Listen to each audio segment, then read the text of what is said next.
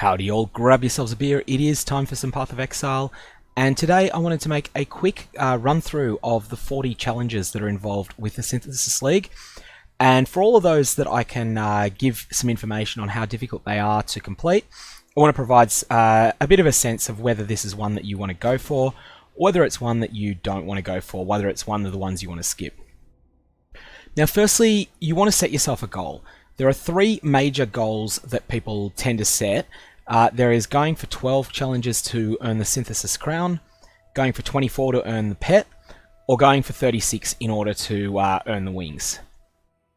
Going for 40 is a goal that I would say is on the more extreme end. It requires a lot of dedication, a lot of intense grinding, and I do not suggest this at all unless you are someone that is in for playing, that is wanting to play a very large amount of Path of Exile, and that finds the go fast, go fast, go fast approach to be lots and lots of fun. If that's not you, then don't consider going for 40. 36 is going to be much more doable, but there's a couple of the challenges that are always quite nasty. I want to separate out for the challenges. Some of them are grindy, some of them are luck dependent, and some of them are mechanically challenging. So I'm going to define a grindy challenge will be one that requires a certain amount of play time to get to. A good example of this is to hit the challenge to reach level 90. Now I'm level 92 at the moment. It's day 8 or 9 of the league, depending on where in the world you are. And so I've already hit level 90 on my character. But that is an example of a grind challenge. There's no randomness involved. There's not particularly anything mechanically challenging about it. You do need to avoid dying a fair bit because each death sets you back a couple of maps when you're level 88 or 89. But it's just an example of the more you play, the closer you'll get to it, and the more efficiently you play, the closer you'll get to it. There are also mechanically challenging examples, such as completing the Shaper encounter in Complete Deadly Encounters, which is one of the challenges. Killing the Shaper is an example of an encounter that you can't really just brute force it by spending more time on the game. You need to learn the mechanics of the fight, and you need to execute them with skill and precision. Once you're able to do that, and the higher you get your character stats, the easier it'll get, because the less time you need to survive. But once you're able to do that, you'll have no trouble completing this part of this challenge. Lastly, there are challenges that are mostly focused on luck. And essentially, these are, and here's an example of this: release an essence of hysteria, insanity, horror, or delirium. These are challenges where you need to just keep rolling the dice by running additional maps, and then you need to just basically keep going at them until you're able to find this thing in one of your maps. The more maps that you run, the more chances you get to roll a dice. And in the past, there's been some very nasty challenges along these lines. Most infamously was the Breach League challenge to collect splinters from Breach Lords inside breaches, and like the worst one of these was to you had to basically have Chayula appear in your breach. So you needed to firstly, your map had to have a breach on it, which in the Breach League every map did. Then that breach needed to be a Chayula breach, which I believe was about 4% of breaches. And then you needed to have the 10% chance for the Breach Lord to spawn into the map. And then on top of that, when you got this chance, which was only once every few hundred maps, you had to not fuck it up. You had to actually be on top of it and do at least 10% of Chayula's hit points in damage to him in order for you to get that credit. That was a highly random encounter, and the Bestiary League had a few very similar ones as well, where you'd have to every time you went into a map, there's approximately a 1 in 400 chance for the Feral, for the beast that was required to open a portal to Farrell's lair to spawn, and if it didn't spawn, you just had to keep running maps. Now when I say a 1 in 400 chance, that doesn't mean that if you run 400 maps, you are guaranteed to get one. It means that after you've been in 300 maps and none of them have had Farrell, the next one still has a 1 in 400 chance. Statistics has a term for this. It's called it's a random variable with a high standard deviation. On average, it takes 400. It took 400 maps to find Feral in your map to find the relevant beast. But for approximately 2.5% of players, you would still be looking for him after the average plus 2 standard deviations. And I believe the standard deviation in that case is approximately 400 maps. So 2.5% of players could run 1200 maps and never encounter that content. And this is something that can be really demoralizing for people that are shooting for 40 or 40. In any case, there's not any really terrible looking random challenges that I'm aware of as yet, but there are some challenges that I don't know. So without further ado, let's go through them all. Complete Veil side areas. These are the little optional areas that you get during leveling content. You will find, through natural gameplay, you will find more than 3 of these by the time that you reach Act 10. So this is a very easy challenge, but it's one that if you forget about it, you can always just go back and get it. There's also a prophecy that will help with this. It is the Hidden Pathways prophecy, I believe it's called. And it forces a Veil side area to spawn in the first story zone you go into. So this one's really easy. It might take you an hour to find 3 of them if you haven't found them. I'm actually not sure whether sticking an Atsuri fragment into the map device generates a Veil side area that counts for this, but if it does, that's a really easy way to get it as well. Now this complete synthesis quests chain is pretty easy. What you need to do is just run a couple of the zones in maps that have where Carvus appears, and later Carvus will be replaced by Zana.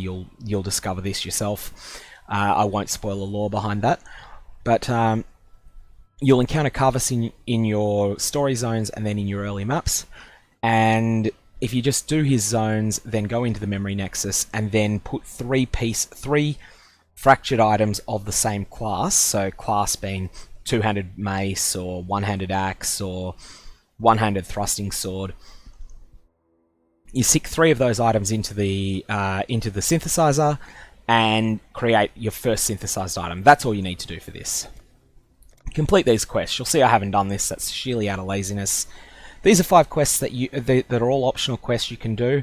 The last one of them is in Act 10, I believe. So you'll be able to get these before you get into maps.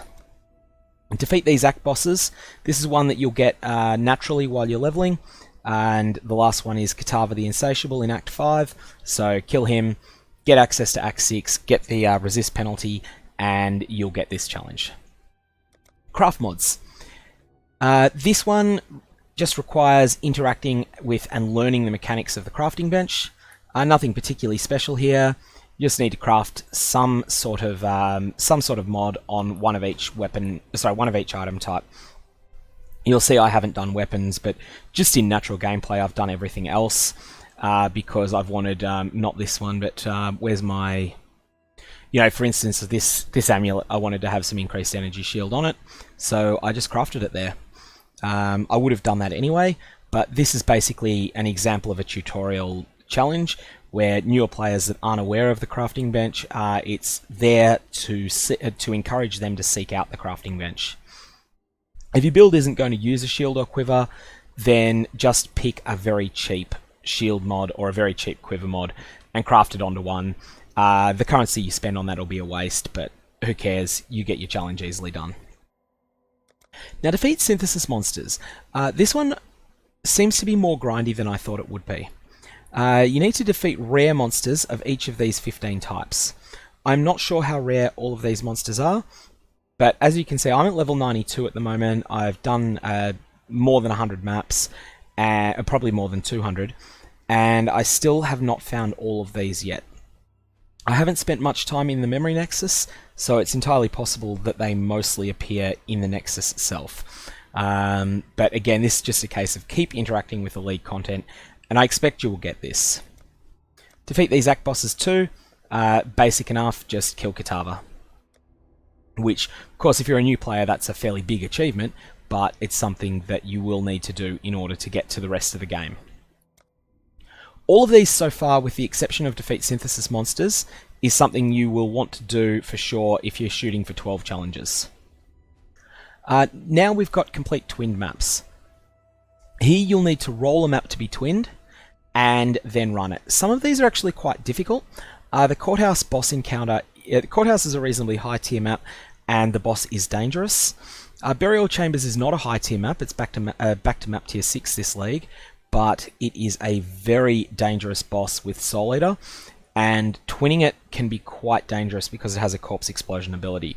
If you've played Path of Exile for a while, you would know about the infamous death of Kriparian's character, which was the first character ever looking like it was going to hit level 100 in a hardcore league, and it was very high profile killing of that character, where an Alira based boss, which is a boss of Burial Chambers, it was twinned and one of them corpse exploded the other one, and boom, instantly killed Kriparian's very tanky character. So yeah, that's something to be careful of, but it's very doable. Canyon's the hardest boss by far in a tier 9 map. Plateau's boss is easy. Precinct's boss is dangerous, especially when it's twinned. So these are basically some of the nastier bosses to get twinned, but none of them are super high map tier. And it's not like you're dealing with the nastiest example of a twin map, which is Core Malachi. So all in all, this is quite a doable challenge. It's mechanically difficult, but very accessible to just try again, assuming you're on a softcore league. Complete Memories 1 is basically, you'll find that your fragmented memories will typically have 2 exits and sometimes 3. When you get into higher tier maps, you'll often get 4, and while the 4 exit maps are the rarest, they're not so rare that you won't be able to get many attempts at this. So from a mechanical difficulty perspective, this is actually fairly challenging because you need a fair bit of move speed to get to all 4 exits of a map. However, you will get lots of tries at it because you will, if you keep running maps, you'll get a lot of 4 exit memories offered to you. So this one is not particularly difficult, but it's also not totally trivial. I think if you're going for 12 out of 40, this is going to be one you will do, but it will probably be the hardest one you do. Next up is Defeat Elder and the Elder Guardians. This can be done on any tier of maps, and the Elder fight, whilst it's very rough in if you're doing the Uber Elder encounter, and fairly challenging in red tier maps, it's quite a bit easier in white tier maps, and you can lure the Elder into white tier maps if you're struggling with the fight, and you can then repeat it again and again until you get it down. So for that reason, I'm going to say that this is, again, something you could conceivably do as part of running 12. Restore Carvus's memory is a major lore spoiler if I go into the details of it, but it's something that you will be able to do after you after you progress Zana's quest chain to about the 5th memory fragment. It may be earlier than that. I've only seen this event once, and it's a really interesting lore experience. But side note, this league has a lot of lore events that are encountered under extreme time pressure. You can't really watch them. It would have been a great cutscene, and it's something that I would like the ability to watch again, but I was too busy fighting monsters at the time that this scene developed. In any case, this is quite reasonable to do as part of your 12 challenges, and is definitely one you will get if you're going for 24. Shaper's Strongholds are interesting. Shaper's Strongholds are the maps on the Atlas. These will spawn firstly at the time that you get your first or second memory fragment. You will see these Shaper Strongholds will spawn, and they'll initially spawn on yellow maps. There'll be 4 of them, and you'll want to find those maps and complete them. When you do complete them, you'll receive a bunch of extra rewards. You'll get a couple of Shaper influenced item bases, and you'll also receive Horizon Orbs. I believe you can get Harbinger Orbs. You'll get some Cartographer's Chisels. Basically a bunch of mapping consumables. These appear again. Once you complete a Shaper Stronghold, it will disappear. You can have a maximum of 4 of them at a time. And Your first 8 of them, so you'll get 4 of them will appear on yellow maps. Each one that you do will move to a red map. So this shipyard one here, I've never completed this on my own atlas. So let's say that it was on Sepulchre originally. I've completed Sepulchre and the Shaper Stronghold has transferred to Shipyard. That's an initial positioning. Once you've done the initial positioning, so the 4 yellow and then the 4 red, Shaper Strongholds will then sometimes spawn any time that the Shaper takes over a new map on the Atlas. This mostly happens around where the Elder is located, and is something that the more maps you complete, the more Shaper Strongholds will spawn. If you want to get this done, and I would suggest that this is something you need to do if you're going for 24 out of 40, but you can probably skip if you're going for 12. You'll need to do the first 8 of them, and then after that, you'll just need to run a lot of maps. While you're running maps, new Shaper Strongholds will spawn. When they spawn, go and do them. Defeat Atsuri. Atsuri is a mechanically challenging fight that has very low statistics for how powerful our characters have become in recent years. When she was added, she was a really challenging endgame boss, but our characters have gotten much more powerful since then.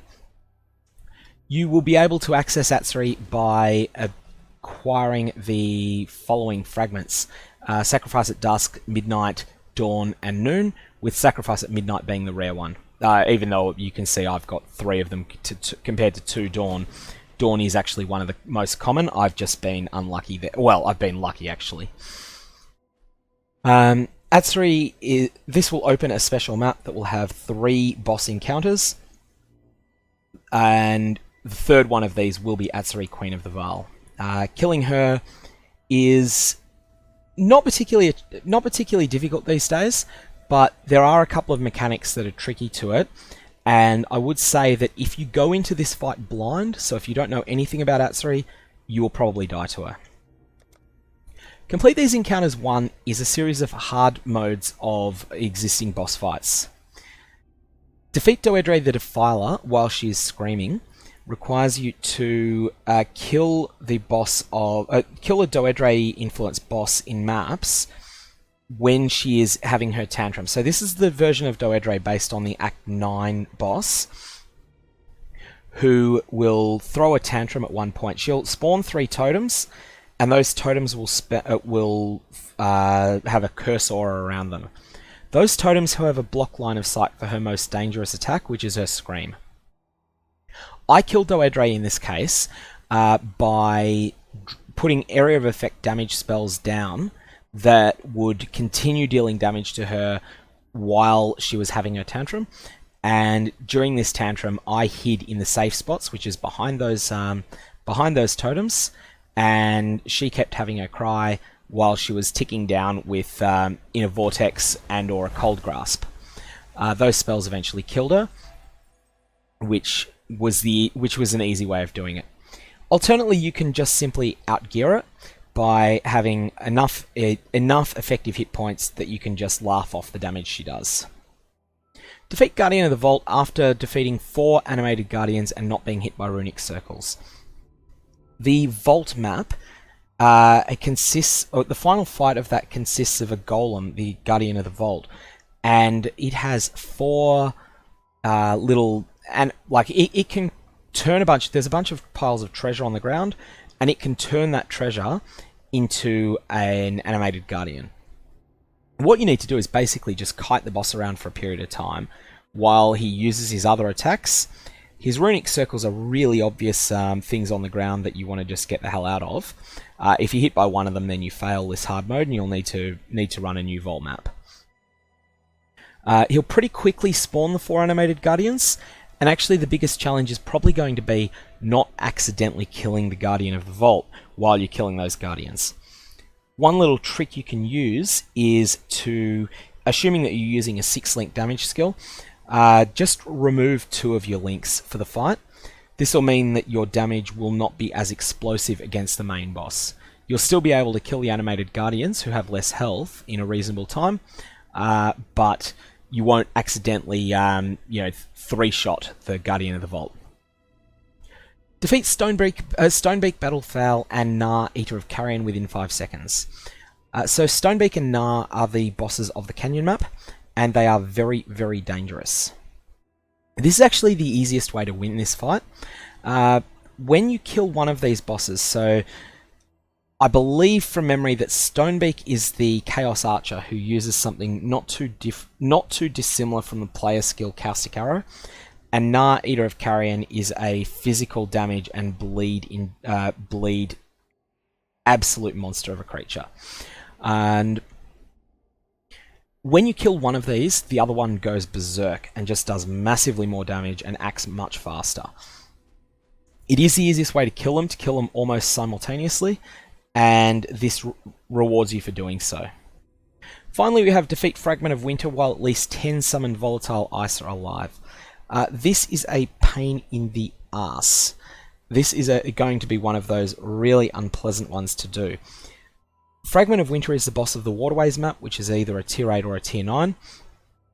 And being a tier 8 or tier 9 boss, once your character is powerful, you can probably kill it with two uses of your main skill.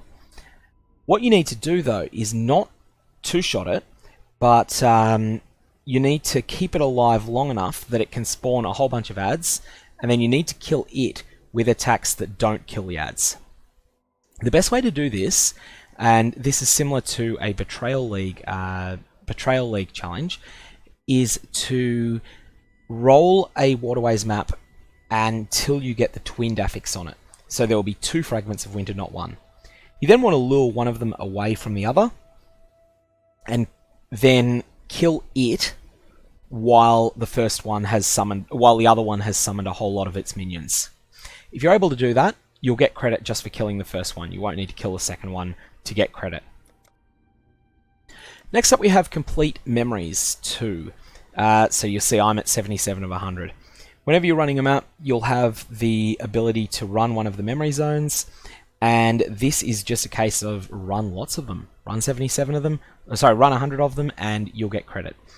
This is probably going to take you, given that you will fail some of these, this is probably going to take you 150 zones where you attempt the memory in them. I personally only started attempting the memories once I got to maps, and so for me, if I'd been trying them all the time, that would mean I've done 100 maps and it's going to be another 50 or so until I get there. I think early on I was doing really badly at them as well. I was failing a lot of them, and I sort of gave up on them for a while as a result.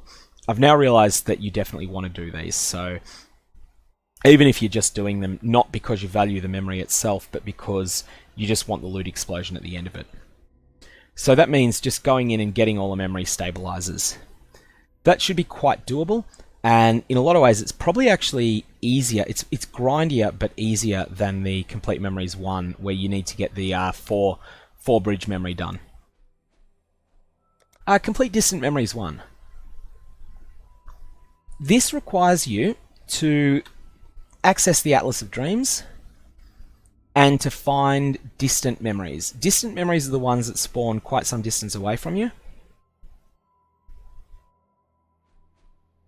And so this is a twisted distant memory.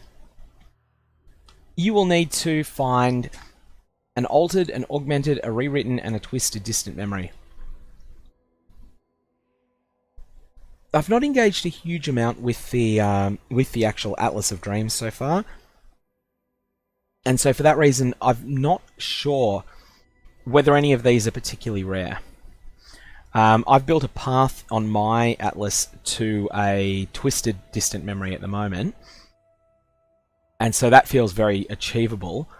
But just looking around, I've got distant memories that are not... all of these don't seem to be the ones that are required. Oh yeah, they're not. They're just old paths that I haven't deleted. So I'm not really sure how rare these altered, augmented, and rewritten ones are.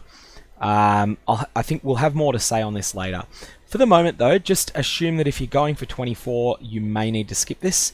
If you're going for 36, then yeah, expect you'll probably have to do this.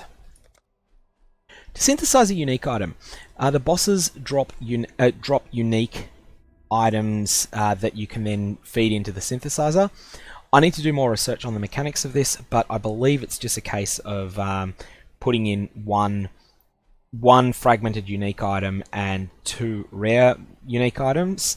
Sorry, two rare fragmented items into the synthesizer. I believe that's how it works, but I could be wrong on that front. In any case, the bosses don't seem to be staggeringly rare, and the bosses drop the fractured unique items.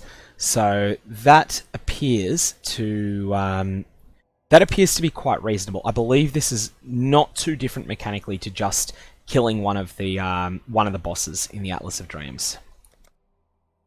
Synthesize items. This is a bastard, and it doesn't look like it.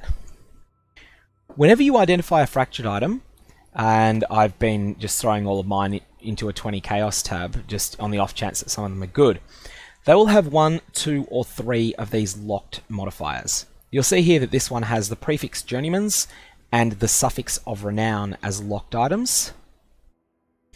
And when you stick items into the synthesizer,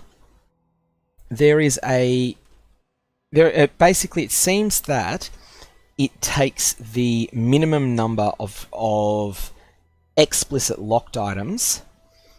That seems to very heavily influence the number of implicits that you get on your final result item. Now, items with 3 explicit locked modifiers are extremely rare. They're so rare that I haven't found one yet. As a result, I think this may be a very difficult economic challenge. I think there will not be enough of the 3 explicit fractured items. In order for all of the people that want to complete this challenge to be able to do it. What's usually happened in previous leagues, when there's a challenge that requires using a valuable consumable item, and there's more people that want to do the challenge than there are that consumable item in circulation, it becomes very expensive. People that played in the Delve League may remember that the 4-socket resonators were at one stage trading for 4 Exalted Orbs. And the main reason for that was not their power as crafting consumables, although that was a part of it because they're basically extraordinarily powerful crafting consumables, but it was the fact that players were so desperate to get one in order to get their 36 challenges that they were just willing to pay any price for them. I have a feeling that this may be one of these economic grind challenges, and that you'll want to be looking to aggressively purchase three explicit locked items, 3 explicit locked fractured items reasonably early in the league. Otherwise, you might find that the prices just explode away from you when there's a lot of demand for them. I'm open to being proven wrong here. It may be that because I'm not yet really doing many tier 15, tier 16 maps, I'm just not seeing the 3 locked explicit fractured items yet, and they may be more common than I think, but be ready for that. The other thing is that there may be space for players that are looking to conduct a craft of this type. So let's say that you want to synthesize a 3 implicit item, but you've already earned this challenge. There may be space, if you trust another player and they want this challenge, there may be space to strike a deal with someone where you loan them these items in exchange for them returning the synthesized base to you and paying you some sort of fee. These sorts of services with challenges always carry a degree of risk if players don't act with integrity, so do this at your own risk, but there will certainly be an option there. Next up we have complete unidentified rare maps. This is one of my favourite, always been one of my favourite challenges, where basically you just need to pick any 10 tiers and complete a rare map while it is unidentified of that tier. These are not as hard as they look because when you're progressing through the Atlas, and particularly the red map section of the Atlas, you're going to be varling a lot of maps. Varling maps doesn't. One of the possible outcomes of varling a map is that you don't change the explicit modifiers on the map, but it becomes unidentified. So for instance, if I was to take, I'm just going to look for a map that I've got that's already rolled, if I have one. And yeah, if I was to take this Iron Secrets Elder Chateau map and was to put a Varl Orb on it, one of the possible outcomes would be that it would keep exactly these mods. So you've got Bloodlines, you've got physical damage reduction, and you've got poison on hit, and you've got multiple projectiles. It would keep all of those, but it would become unidentified.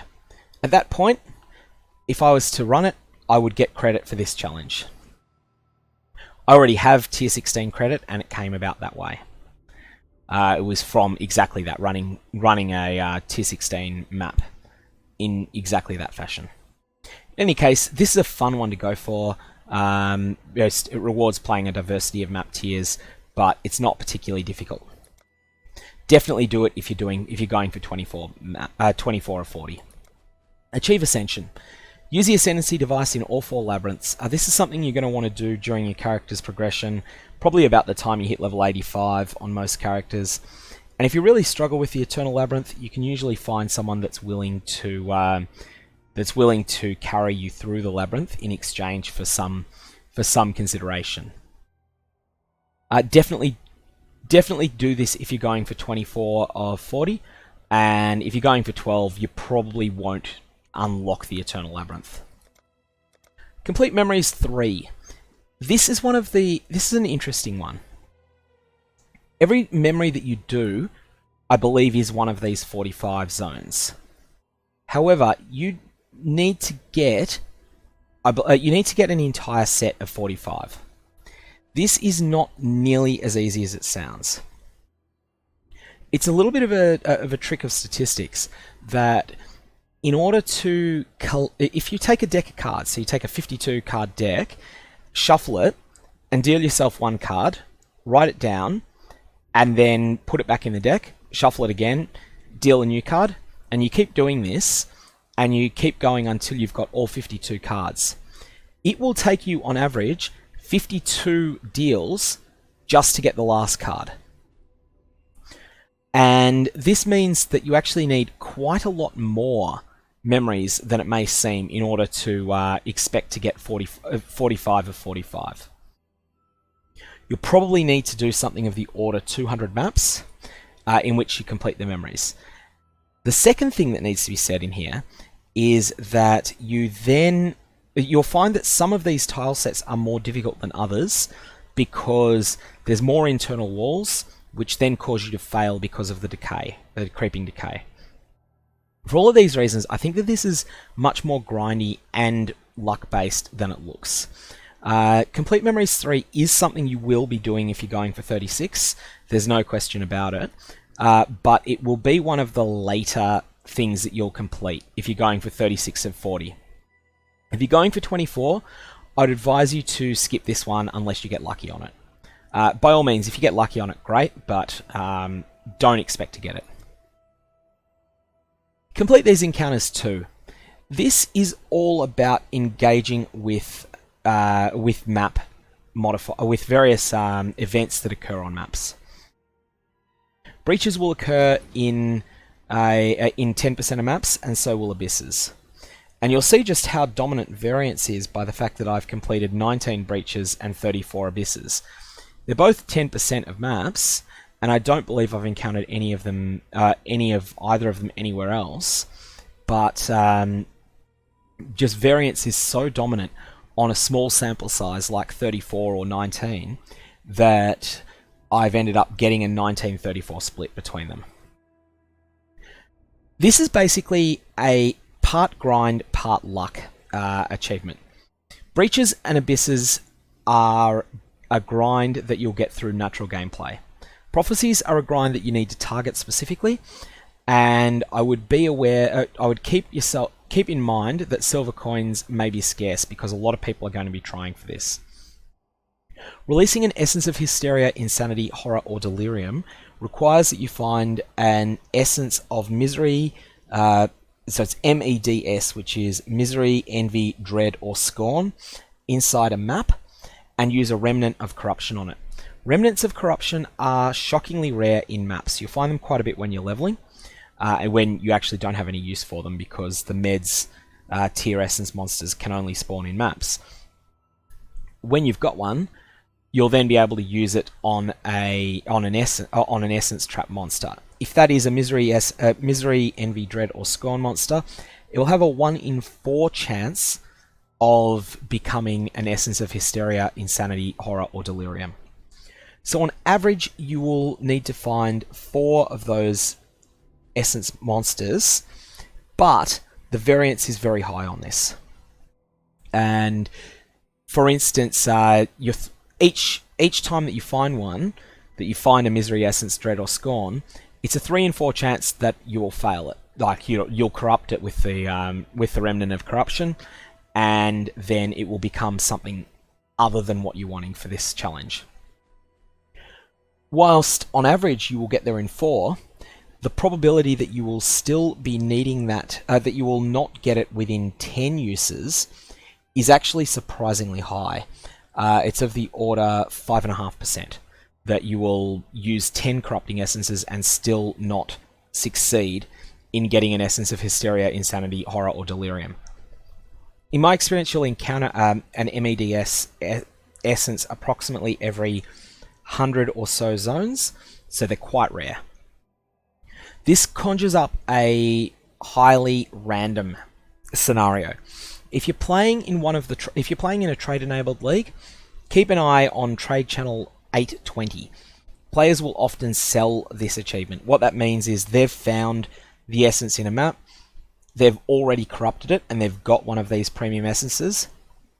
And typically they will ask you a fee of 10 to 30 Chaos Orbs in exchange for allowing you to use a portal into their zone and to witness the release of that monster, which is all you need to do in order to get the challenge. You need to be there when it is released from the Essence Pillar, and then you need to be there when it is killed. If you do that, you'll get credit for it. So that's the solution if you're playing in trade-enabled leagues. If you're playing solo self-found, you're just going to have to get lucky on that one. It's pretty bad. It's rarer than getting an Abyssal Lich, which is one of the other ones that comes up a bit, but it's only by about a factor of 2 or 3.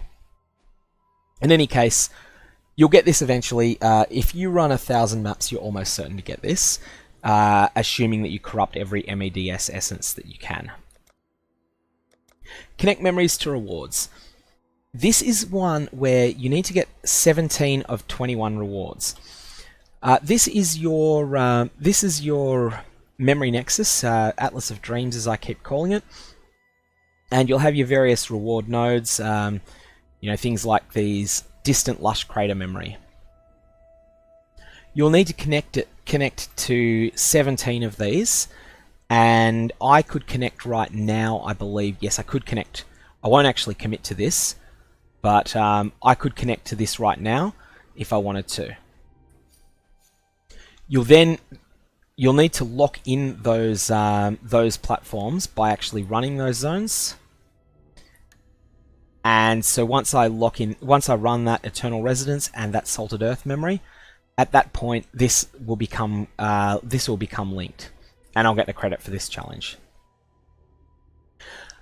This is one of those tricky ones, because you need to get 17 out of 21, and I don't know how many of these are rare, so I can't really say how rare this is.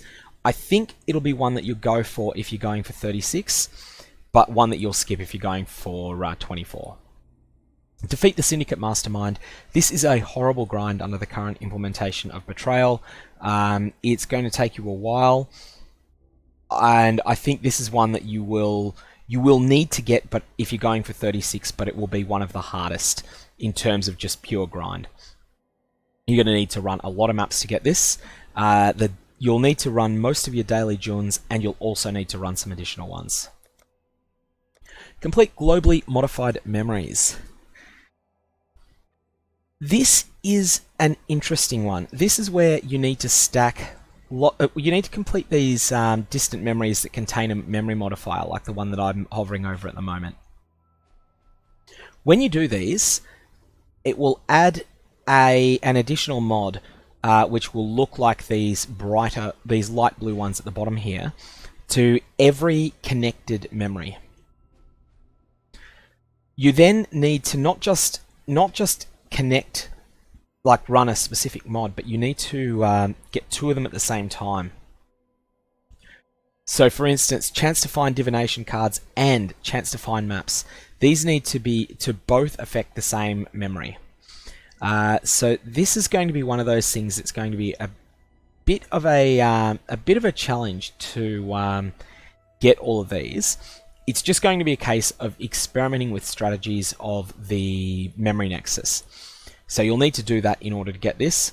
I've mentioned I've quite liked the Synthesis League just as an extra event in every map, but the memory nexus hasn't been as rewarding as running the actual as actually creating the memories in the first place. So I haven't been running all that many of them, but this is just going to be something that you'll be able to get with a few hours of targeted farming. For that reason, I'm going to say that this is something only to bother with if you're going for 36, but it's quite doable. Complete memory amplifiers. These are if I bring up the Atlas of Dreams again, these are these zones, so you need to stick a memory on top of them and then run it. Nothing really more to that. It's going to be quite easy to get 20 of them, but it is going to take a little bit of time. You just got to path to them. Nothing particularly difficult. Connect memories. Complete a sequence of bridged memories of the following lengths, which only connects to the memory nexus once. So obviously 5 and 10 are trivial. 15 will come as a freebie for doing the last one. 20 with at least 2 memories placed on memory amplifiers and at least 1 memory connected to a distant memory. This is a long chain, and it's something that you will not get by accident, but it is something that you can definitely do if you target it. Not much really more to say about that than just plan your long route and go halfway. You can only store 10 tiles at a time, so you'll have to go halfway, come back, collect another 10 tiles in maps, and then go and do it. It's something where you've got to go quite a bit out of your way, but I don't think it's very difficult. Complete these at counters 3. This is hard modes of various challenging encounters. Defeat the Shaper without detonating any anomalies. This is tough. The Void anomalies are the small balls that in the Shaper fight that when you touch them, they will permanently conjure an area of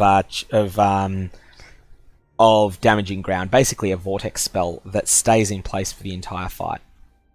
The usual strategy players use when fighting the Shaper is to take these to harmless places and then touch them there so that they detonate, and then return to the center of the arena. The part of this that's going to be really difficult is that you're going to need to survive the Shaper's bullet hell move whilst not standing in one place, because if you stand in one place, you will detonate an anomaly. They'll come for you and they'll go off in the center. The strategy I would use for doing this is just simply going to be to out DPS the fight. You need to take the Shaper down, you need to phase him in the space of seconds. The Shaper has approximately 18 million hit points and has enough resist that in order to phase him quickly, you realistically need to be doing at least 1.5 million damage a second. So you're going to need to go into the Shaper fight as an absolute damage dealing machine. If you're able to do that, the fight won't last long enough for it to become chaotic and dangerous with all of the Void anomalies running around. So yeah, expect this one. This is not so much a mechanically difficult challenge, because you're going to bypass the mechanics by just doing so much damage that they don't matter. This is basically a gear check. Next up is defeat the Vessels of the Vaal in the Alluring Abyss within 5 seconds of each other. We mentioned Atsuri before. Atsuri has a hard mode, which is the Alluring Abyss. Instead of using the fragments that we were talking about before, instead of using the sacrifice fragments, you will use the mortal fragments instead.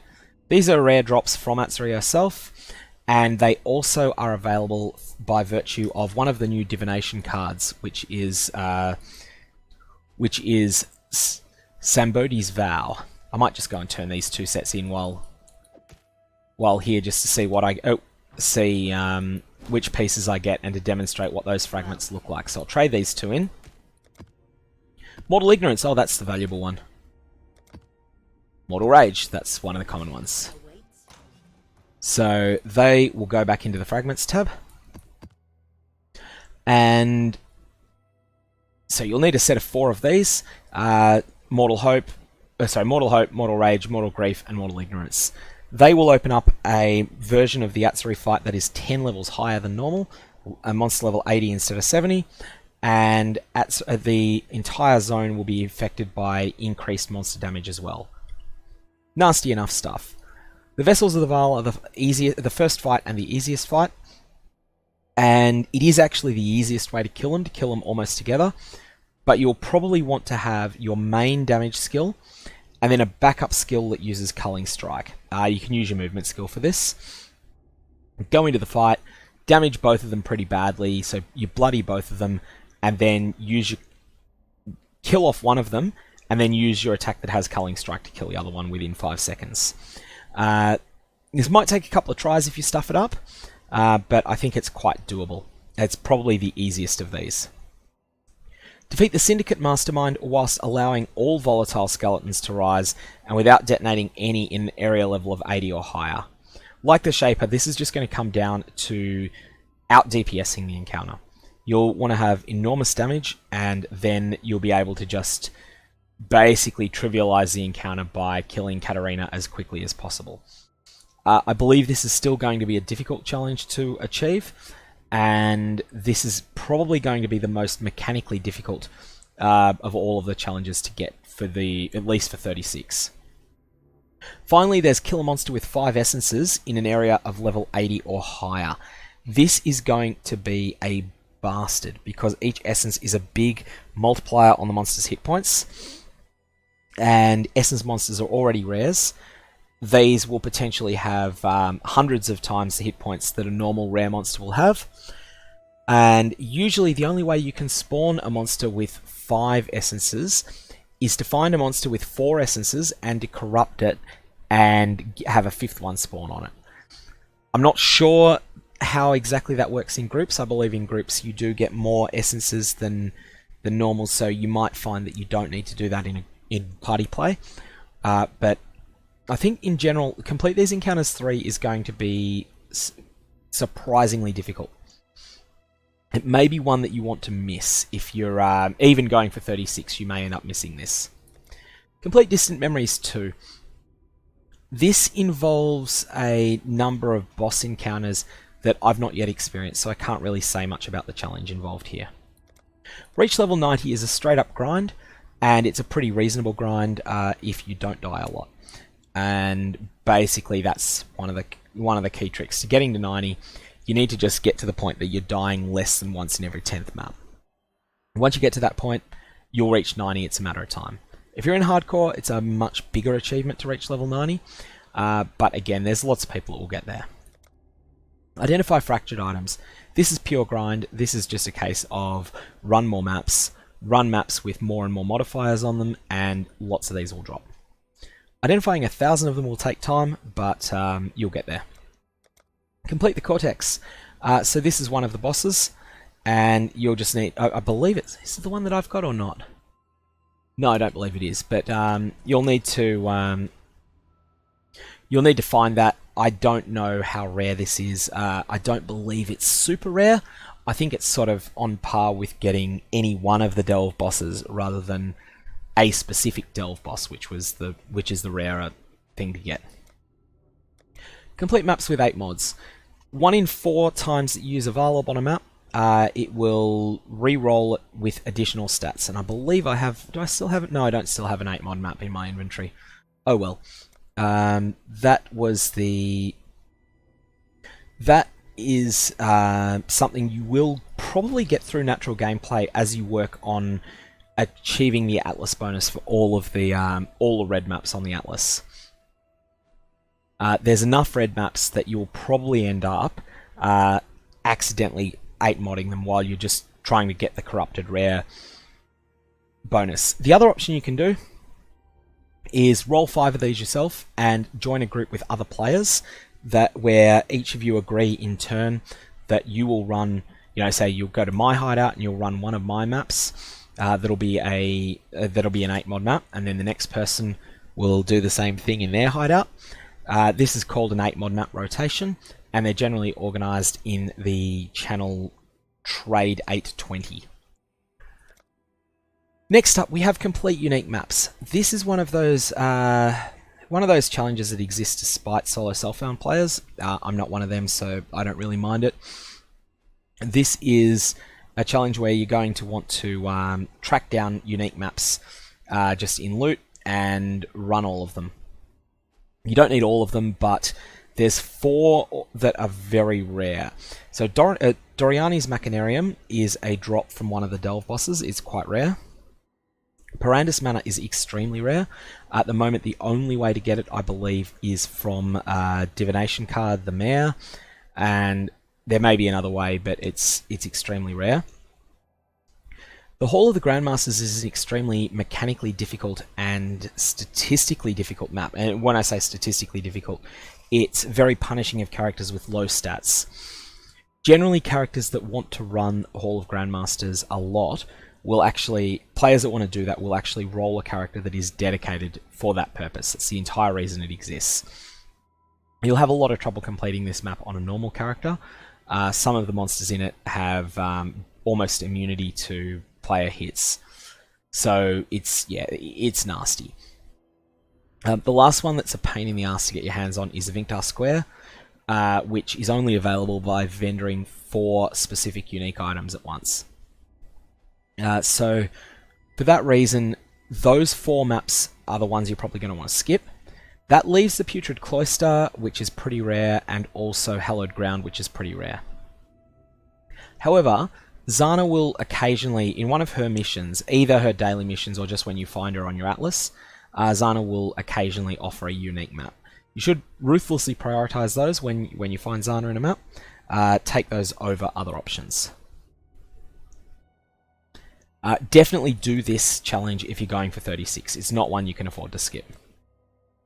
Complete these encounters 4. This is basically much easier than complete these encounters 3. This is basically about engaging with some of Path of Exile's history. The Beachhead was the end map of the Harbinger League. A Bestiary boss was the end game content of the Bestiary League. The Val Omnitect is the end of the Incursion League, which is embodied in Elva. So Bestiary is embodied in Einhar, and Beachhead just comes from, there's a divination card for it, and there's also the Harbingers that you will encounter in Zana missions sometimes. And then there is this, exchange Parandus coins with Cadiro Parandus. This is engaging with the Parandus League, which was quite some time ago now.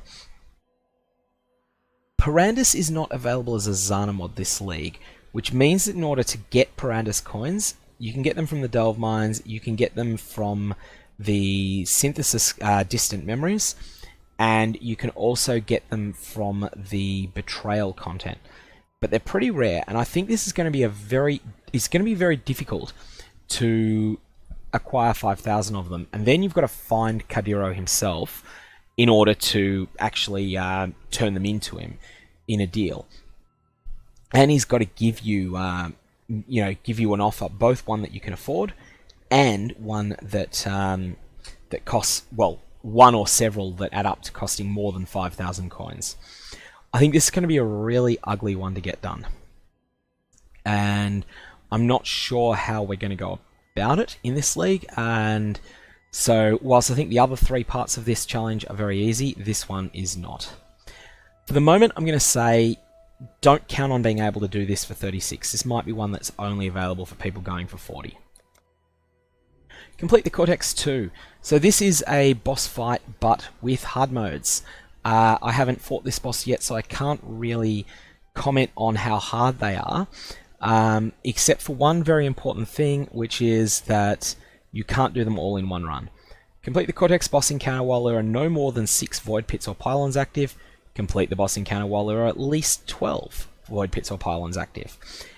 You can only do one of those at the same time, and so that means you're going to need at least 2 runs of the Cortex memory, and that doesn't count any that you manage to stuff up. So this will probably be both mechanically challenging and grindy. Quite a bit like the Mastermind 2 encounter, the Mastermind 2 challenge from the Betrayal League was, where it was both quite a bit of a grind to get to the Katarina fight, and then it was very mechanically challenging to achieve all of the hard modes.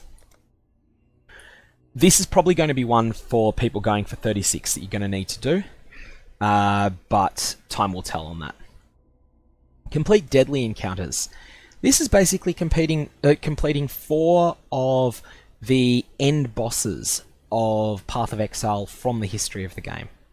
So you'll need to kill Atsuri in the Alluring Abyss. So this is the harder version of Atsuri from the Mortal Fragments. This was the end boss of the Sacrifice of the Vaal expansion many years ago now. Alluring Abyss Atsuri is challenging, but is probably not on the same level as the last one, as the second and the fourth entries in this. Next up in difficulty is the Shaper. The Shaper was the end boss of the Atlas of Worlds expansion about 2 years ago now. He is a very hard hitter, but the fight is mechanically medium difficulty. There's a couple of moments when you have to run. You have to drop everything and run away from a devastating attack. Those will happen a few times during the fight, and whilst the beam is forgiving, the balls and the slam are not. There's you have to manage very carefully the void anomalies, and you have to also deal with the absolute mayhem that is the bullet hell and having a void anomaly during the bullet hell. All of this makes for a fairly complicated and challenging fight. However, you already need to do this fight, and you need to do a hard mode of it without detonating a single void anomaly for another challenge. So the Shaper was very difficult when he was released, but player power has gone up enough that he is quite reasonable to beat. A Delve boss in an area of level 83 is much harder. The 3 Delve bosses, all Kurgle and Ahumoni, or whatever his name is, all of them are quite mechanically difficult, have very high stats, much higher hit points than the Shaper, and all of them you only get one shot at them. So if you attempt them and you die in a softcore league, you can't just jump back into the exact point you were at like you can with a Shaper. If you're running the Shaper's realm and you fail, say for instance you stuff up and you get hit by his triple ball attack and killed, if you're in a softcore league, you can just jump straight back in where you were, and he'll regen his energy shield, but that's going to be it. With the Delve bosses, you have to start the fight again. So for that reason, they're quite a bit harder than the Shaper, but they're still manageable, even in areas of level 83. Vaal Temple is the hardest map by far on the Atlas of Worlds, and it's only available as a corrupted map that you get by corrupting a tier 15. It's a 1 in 16 chance whenever you corrupt a tier 15 map that it will convert into a Vaal Temple. It will have random mods, and because you can't predict those mods, you can get some very nasty combinations. The Vaal Temple boss is 3 bosses at once that have a very nasty combination of attacks, and they're actually also featured in the Alluring Abyss. They're the second boss in the Alluring Abyss, but in the Vaal Temple they'll have scary mods. The Vaal Temple is, as I say, it's definitely the hardest encounter on the Atlas of Worlds, and don't treat it treat this encounter with respect. It's hard. It's one to go into when your character is already extremely strong and that you've got a lot of damage, a lot of defenses, and a lot of movement speed so that you can get out of all of the dangerous stuff that's on the ground. So this encounter is very mechanically challenging, but there's no real grind involved. The worst grind is going to be finding a delve boss, probably. But whilst there's a lot of memes about delve bosses being incredibly rare, they are rare, but they're not incredibly rare. And you'll find, once you find one, you'll be able to keep attempting it. You'll have to restart from the beginning each time you fail, but you will be able to get back to it. So, yeah, this is one that you'll get if you're going for 36, but definitely don't consider it going for 24. Next up, complete Zana's questline. This basically means kill Red Elder on the hard mode, which is saving Shaper, then kill the Shaper, then kill Uber Elder. Uber Elder is second only to the Delve boss All as the hardest fight in the game at the moment. And the thing is though that whilst this encounter is very difficult to do yourself, most players that are going for 36 challenges will be able to kill everything except for Uber Elder themselves. They'll be able to get Red Elder down with the hard mode. They'll be able to get the Shaper down. In fact, I believe at least the Shaper is easier than the Red Elder's hard mode. And then they'll probably be able to make a reasonable showing against Uber Elder, but maybe not be able to succeed. At that point, you can always spawn Uber Elder and then ask for help from other players to get over the line. This is something you'll probably need if you're going for 36, but it's one that you may feel the need to get help from other players on. Finally, we've got the last two. Synthesis Map Grind. Complete maps with a total of 75,000% item quantity from modifiers and additional sources such as sack fragments. This doesn't include quantity bonuses from your items or party. All this effectively means is complete 1,000 maps that you've used in Alchemy Orbon. 1,000 is a lot. You're going to need to be playing a lot in order to get this. But if you are playing, there's nothing particularly mechanically challenging about it. It's just going to be a case of keep playing and you will get this. And this is something I think that for a lot of people will be their number 36. You'll have your 34 and then you'll be like, okay, some of these are just way too hard for me. I'm never going to get them. Some of them require luck. Synthesis Map Grind and Zana's questline. I know I can do those. I may need help on some of them, but I'll get there.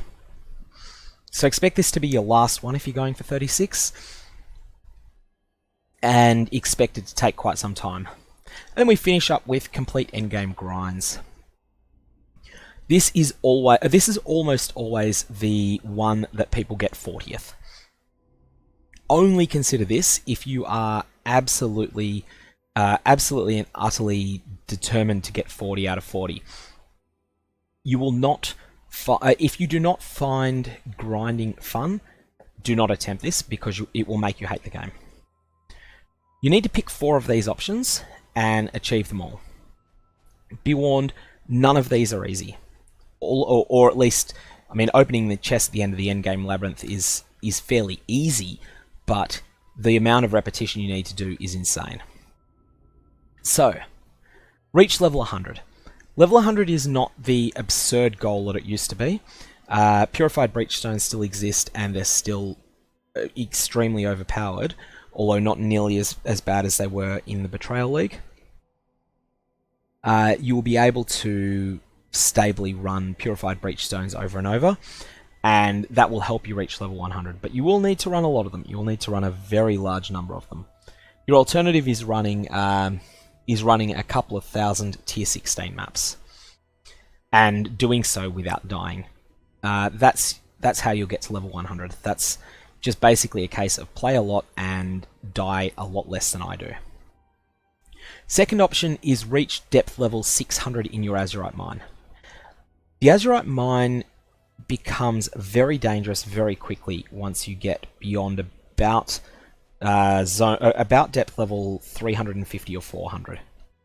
Monster statistics start scaling up into the stratosphere, and by 600, you need to be mechanically dodging most enemy attacks that are the ones that would hit you hard in, say, a tier 16 map, but wouldn't kill you. Those will kill you outright at depth 600. You'll find that you are taking a massive amount of damage, and monsters are also taking a lot longer to kill. If your character is powerful enough, this is probably the quickest of the grinds to get, except for the capture beasts in maps, but it is still a big one. It is, however, very lucrative to delve that deep. If you're able to complete the cities, you will be one of the people that is selling maps to the entire server, and you'll be selling a lot of maps as well, not just a few. So the depth 600 in the Azurite Mine is definitely something to consider. If you don't think you can do that, then I would suggest that you don't attempt the endgame grinds at all. Next up, open chest at the end of the endgame labyrinth. This basically requires you to do 80-85 labyrinth runs with maximum keys. This is a massive grind. I could not do this because I just wouldn't have fun. I find the endgame, the Eternal Labyrinth, to be really boring once my character is powerful, and so I just couldn't sit through this. If you have a different mindset to me, then by all means go ahead and do this. Just, yeah, I'm never going to do that. Capture beasts in maps is definitely the easiest of the endgame grinds, and it's one that I will probably get through natural gameplay in this league. Einhar has his missions that appear on maps. Mine's currently on Wasteland map, and each one of them will typically have 5 or 6 beasts to capture. In addition, Einhar will appear in 8% of your maps, and just randomly. So bonus, that's another 5 or 6 that you'll get. And if you're falling behind, you can form a group with other players where you each run a map and pop in a bestiary scarab to really turbocharge that beast capturing. So this one's very doable. And completing your syndicate safe houses requires you to engage a lot with the betrayal content. Through natural gameplay, I've encountered 4 of these so far. That's that's with being 20% through the map grind. I don't expect that I will get this league. If I do, well, I do, bonus. But in order to target farm it, you can do some horribly boring things of repeatedly reloading instances of the quarry, which is an Act 9 story zone. This is really, really not fun at all, and will drive you nuts, especially given that there's only an 8% chance for Jun to spawn in each zone. However, you can very quickly tell via a bunch of tricks that I don't fully understand. I know they exist. You can very quickly find out whether Jun is present or not. And if she is, you can do her missions. If she's not, go and start a new instance of the quarry. Finally, complete distant memories which contain a boss encounter or fractured laboratories. I don't think 100 of these is going to be really achievable at all. I think that's a huge number, given that I believe these feel like you need to chain together about 10 squares on the Atlas of Dreams to get there. So this one here, it's not quite the most direct route possible, but it's not that bad. And it's what, 1, 2, 3, 4, 5, 6, 7, 8, 9 to get to it. So that's required me to run 9 maps. I could have gotten there in 7 if I'd gone for a direct route, which wasn't an option when I was setting it up because there was something else blocking the way. All that said, I think this is a big ask, and I'm not sure that it's particularly achievable. If you're wanting to go for endgame grinds, I would suggest that you push level 100 in Purified Breachstones, that you reach depth level 600 in your Azurite Mine, and you don't do this at the same time that you're pushing level 100. So either you go to 98, then run the mine, then go to 100, because you will die a bunch while you're pushing level 600, unless you're an exceptionally good player. And then push 100 in running content that you won't die during. Then do the beast sin maps and do your syndicate safe houses, which means you're going to need to do Jun's daily quest every day and run a lot of maps as well. In any case, those are my thoughts on the various challenges. Some of them are going to be more effort than others, but I think there's a lot of things you can do there. My personal goal is going to be to do 36 again. That's my usual goal in each league. I do think 40 is more accessible than it's ever been, and that's because the endgame grinds looks like it's been toned down a little bit since some of the previous leagues. But whilst I think that's the case, I'm not going to target 40. I work full time. I'm not going to be able to do that. But yeah, if you've got any questions about any specific challenges, let me know. And also some of the ones that relate to engaging with some of the complexities of the synthesis mechanics, we'll learn more about over time, and I may be able to put out an update that goes over those as more is known about them.